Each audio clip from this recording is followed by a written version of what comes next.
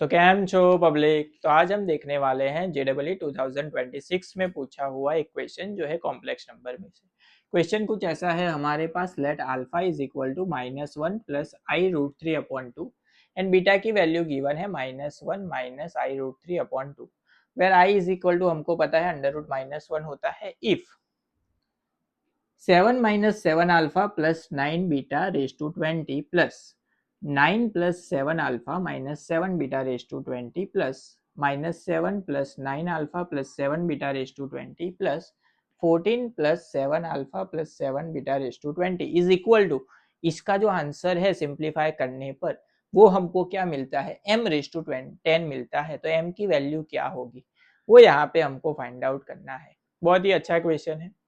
अभी यहाँ पे सबसे पहले तो ये जो पूरा बड़ा इक्वेशन है इसको सिंप्लीफाई करने के लिए हम इसको टर्म में कन्वर्ट कर लेते हैं। फर्स्ट जो टर्म है उसको हम लिख लेते हैं टर्म 1, इसको लिख लेते हैं टर्म 2, इसको लिख लेते हैं टर्म 3 एंड इसको लिख लेते हैं टर्म 4। स्टार्ट करते हैं हम लोग टर्म 4 से। क्यों ऐसा वो हमको आगे पता चलेगा। टर्म 4 जो है वो क्या है, हमारी पावर को अभी रहने देते हैं। पावर के अलावा जो इक्वेशन है वो लिख लेते हैं, यानी कि 14 प्लस 7 अल्फा प्लस 7 बीटा। इन दोनों में से 7 कॉमन निकल सकता है तो 14 वैसे का वैसा रहेगा, प्लस वैसे का वैसा 7 कॉमन आ गया, अंदर क्या बचा अल्फा प्लस बीटा। यहाँ पे हमारे पास अल्फा की वैल्यू है, बीटा की वैल्यू है, दोनों को प्लस कर लेते हैं। So alpha plus beta, alpha की वैल्यू है -1 प्लस i√3/2 प्लस बीटा की वैल्यू है -1 माइनस i√3/2। दोनों के डिवीजन में 2 है, मतलब ये डायरेक्ट प्लस हो जाएगा। -1 प्लस i√3 -1 प्लस है तो ये दोनों माइनस ही रहेंगे, minus i√3/2 plus i√3 minus i√3 cancel, -1 होगा -2/2, 2 कैंसिल, तो अल्फा प्लस बीटा क्या मिला -1। तो इसकी जगह पे आ जाएगा -1, सो 14 वैसे का वैसा प्लस 7 इंटू -1, सो ये हो जाएगा हमारा प्लस माइनस माइनस होगा, यानी कि 14 माइनस 7 आंसर होगा 7।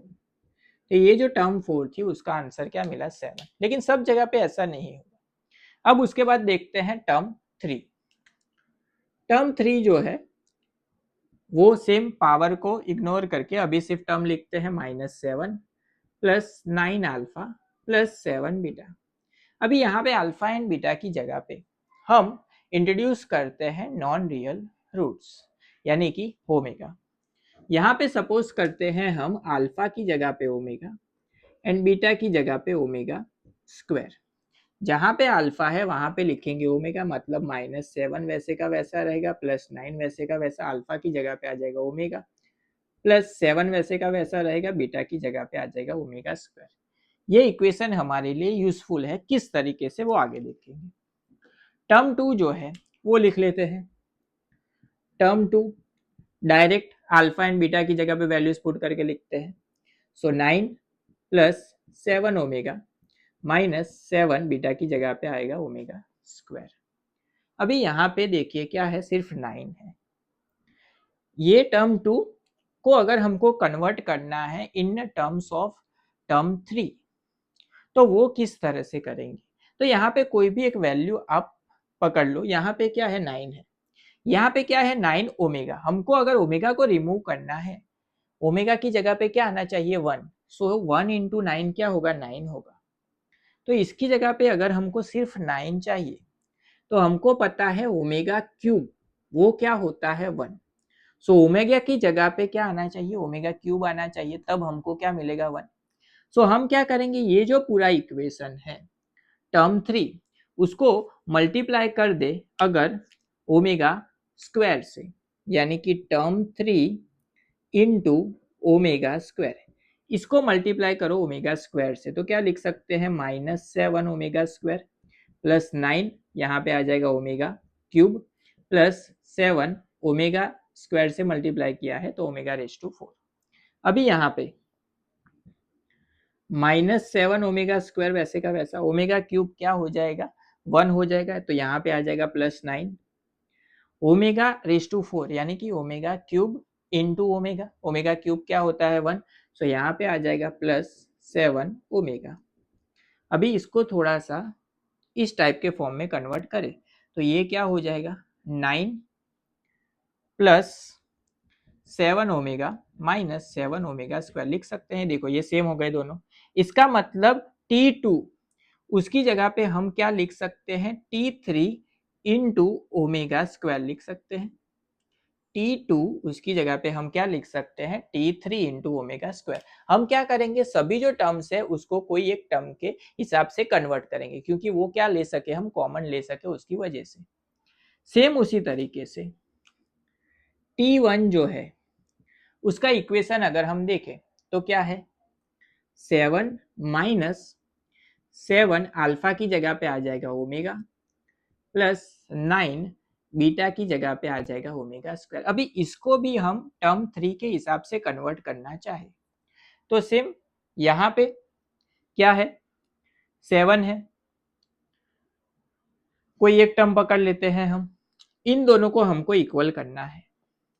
सो हम क्या करेंगे यहाँ पे कोई भी एक टर्म को कन्वर्ट करते हैं। यहाँ पे 7 है -7, यहाँ पे क्या है 7 ओमेगा स्क्वायर है। तो ये जो टर्म 3 है यहाँ पे अगर हमको स्क्वायर चाहिए 9 का स्क्वायर चाहिए ओमेगा का, तो ओमेगा जो है यहाँ पे ये जो पूरा इक्वेशन है T3 वाला उसको मल्टीप्लाई कर देते हैं ओमेगा से। तो इसको मल्टीप्लाई करो ओमेगा से तो क्या होगा -7 ओमेगा आएगा +9 ओमेगा स्क्वायर मिलेगा +7 ओमेगा क्या मिलेगा क्यूब। यहाँ पे ये क्या हो जाएगा 1 हो जाएगा, ओमेगा क्यूब क्या होता है 1, वो ऑलरेडी पढ़ा हुआ है।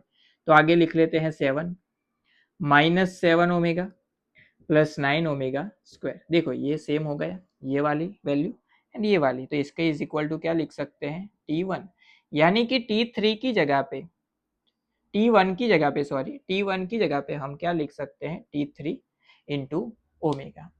अभी जो सारी वैल्यूज हमको मिली वो इक्वेशन में पुट करके सिंप्लीफाई कर लेते हैं। यहाँ पे साइड में वैल्यूज लिख लेते हैं। टर्म 4 जो है उसकी वैल्यू हमको क्या मिली थी 7 मिली थी, तो इसकी जगह पे आ जाएगा 7। T3 उसकी जगह पे T3 ही रहेगा।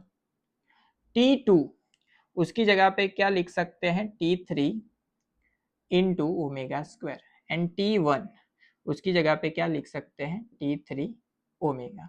चलिए ये वैल्यूज को पुट करके सिंप्लीफाई कर लेते हैं। सो यहाँ पे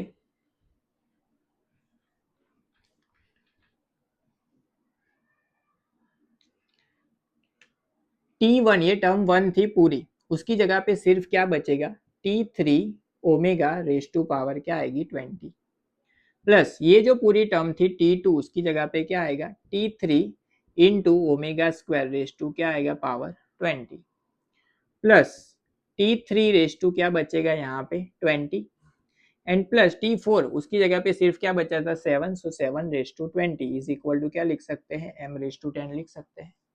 अभी यहाँ पे इसको सिंप्लीफाई करें so T3 raise to 20 into omega raise to 20 होगा plus T3 raise to 20 into omega square into 20 आएगा, यानी कि ओमेगा रेज टू होगा 40 plus T3 raise to 20 and plus 7 raise to 20 is equal to m raise to 10। इन सभी में से T3 raise to 20 को कॉमन ले लेते हैं तो अंदर क्या बचेगा omega raise to 20 plus omega raise to 40 plus यहाँ पे कॉमन निकल गया तो 1 बचा plus 7 raise to 20 is equal to m raise to 10। इन दोनों की जगह पे वैल्यूज क्या आएगी सो हमारे पास एक वैल्यू है omega cube is equal to 1, omega raise to 20 मतलब क्या लिख सकते हैं ओमेगा रेज टू 3 उसकी 6 पावर 3 2 जा हो जाएगा 6 इंटू 3 होगा 18, बचेगी कितनी पावर 2, तो ये हो जाएगा 1 रेज टू 6 हो जाएगा 1, तो बचेगा क्या ओमेगा स्क्वायर, मतलब ओमेगा रेज टू 20 की जगह पे क्या आएगा ओमेगा स्क्वायर। सेम उसी तरीके से omega raise to 40, so omega raise to 3 into 13 into 3 क्या होगा 39, 1 पावर बची यानी कि इंटू आएगा ओमेगा, सो ये हो जाएगा 1, बचेगा क्या ओमेगा। सो यहाँ पे इसकी वैल्यू को पुट करें तो T3 raise to 20 omega raise to 20 उसकी जगह पे ओमेगा स्क्वायर प्लस यहाँ पे आएगा omega plus 1 plus 7 raise to 20 is equal to m raise to 10। ये जो पूरी टर्म है इसकी जगह पे आंसर होता है 0। ये चीज भी आपको पता होनी चाहिए। ओमेगा स्क्वायर प्लस 1 इसका आंसर क्या होता है 0। सो ये पूरा 0 हो गया, बचा क्या सिर्फ 7 raise to 20 is equal to m raise to 10। यहाँ पे पावर 10 है, यहाँ पे 20 है, तो इसको हम लिख सकते हैं इस तरीके से 7 का square raise to 10 is equal to m raise to 10। 10 10 same हो गया, तो m इज इक्वल टू क्या हो गया 7 का स्क्वायर। 7 का स्क्वायर होगा 49। तो m की वैल्यू जो हमको फाइंड आउट करने के लिए बोली गई थी वो हमको क्या मिली 49 मिली।